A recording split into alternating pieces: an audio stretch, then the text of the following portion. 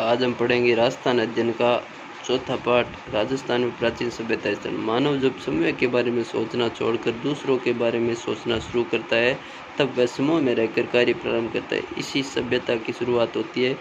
समय के साथ सभ्यताएं विकसित होती है, किंतु समय परिवर्तन के साथ कुछ सभ्यताएं नष्ट भी हो जाती है, कुछ नया आकार बना लेती है। राजस्थान में भी ऐसी कई सभ्यता और संस्कृतियाँ स्थल, मरुस्थल और अरावली के नदियों के किनारे मिट्टी में दबे पड़े। राजस्थान में मानव प्रारंभिक में क्रियाकलाप क्या थे, वे कब प्रारंभ हुए, इसके लिखित साक्ष्य उपलब्ध नहीं है। जिस काल का लिखित इतिहास उपलब्ध नहीं होता है, इसके बारे में उत्खनन से प्राप्त सामग्री के आधार पर ही जाना जा सकता है। उत्खनन से प्राप्त हुए प्राचीनतम साक्ष्यों में आवास स्थल, लकड़ी, अनाज, हंडी और पत्थरों के अस्त्र शस्त्र उपकरण प्रमुख है। चूंकि प्राप्त उपकरणों पत्थर के उपकरणों की संख्या अत्यधिक है, तब प्रारंभिक युग को प्रस्तर युग कहा गया है। प्रस्तर युग में मानव अपनी पूर्ति के लिए जानवरों का शिकार करता था अथवा जंगलों में कंद मूल एकत्र कर अपना पेट भरता था, अतः उसे कुल्हाड़ी, गंडासा, छुरा जैसे उपकरण बनाए।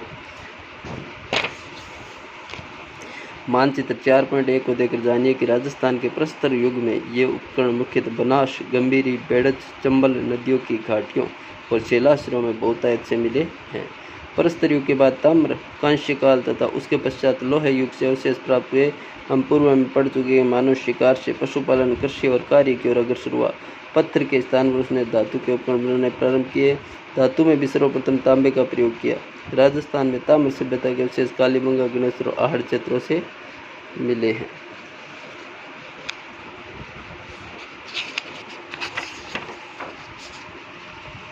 यह है राजस्थान के प्राचीन के अंदर पीलीबंगा, रंगमहल, बड़पोल, सोंथी, कालीबंगा, सोनारी, गणेश्वर, बेराट, दर, रेड, नगर, नगरी, आहड़, गिलोंड, बागोर, तिलवाड़ा।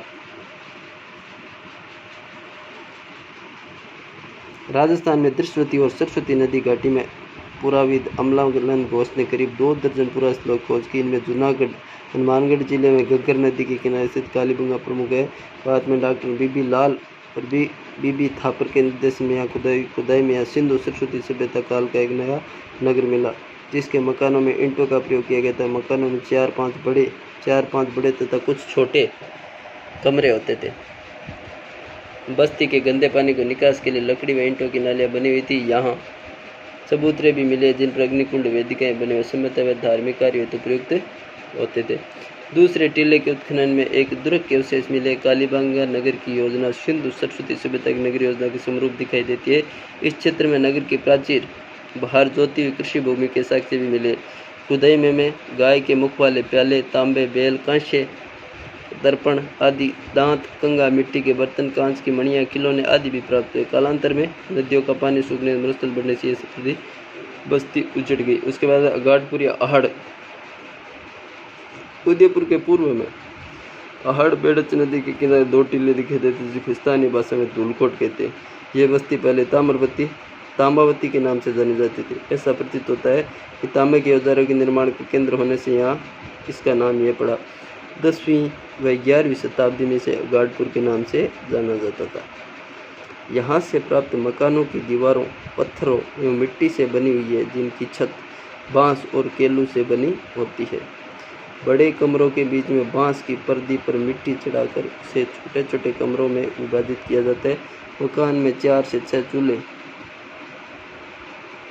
तांबे का पात्र, तांबे की कुल्हाड़ी, तांबे का टुकड़ा, तांबे की छुरी मिले, जो संयुक्त परिवार या सामूहिक भोजन विधि के साक्ष्य है। यहाँ उच्च कोटि के चावल उत्पादित होते थे। आहड़ में भट्टीनुमा चूल्हा मिला है। इसे माना जाता है कि यहाँ तांबा पिघलाया जाता था। आहड़वासी बर्तन बनाने कला में दक्ष थे।